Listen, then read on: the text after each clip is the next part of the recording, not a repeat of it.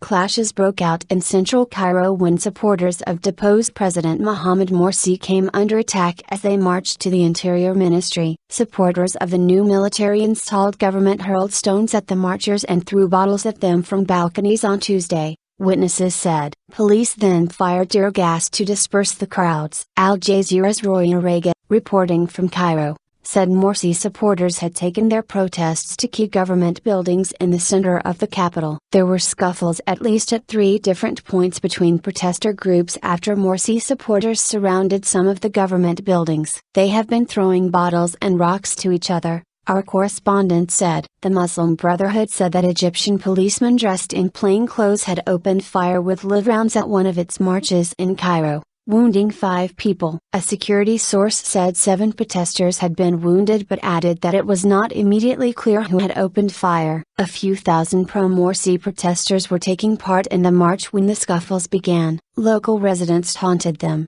calling them terrorists and saying they were not welcome before throwing stones at them, the Reuters news agency reported. Morsi's supporters also responded by hurling rocks. Women and children fled the scene in panic, and 2 men wielding machetes were seen chasing marchers, Reuters said. Protest call. 10 people were injured in fighting in front of the Ministry of Endowment between local residents and pro-Morsi Muslim scholars working in the ministry, according to the field hospital at Rawya al-Ada, where Morsi supporters are camped out. Also 12 Morsi supporters were arrested during the fighting at the ministry. They were accused of trying to break into the building and attacking the ministry's security and government employees. Morsi supporters also protested in front of several ministries including the Ministries of Labor and Electricity. Supporters of the deposed president called for more mass demonstrations on Tuesday. The so-called anti-coup alliance, which supports Morsi, called for a 1 million-man demonstration after the judiciary said on Monday that it was extending his detention for a further 15 days,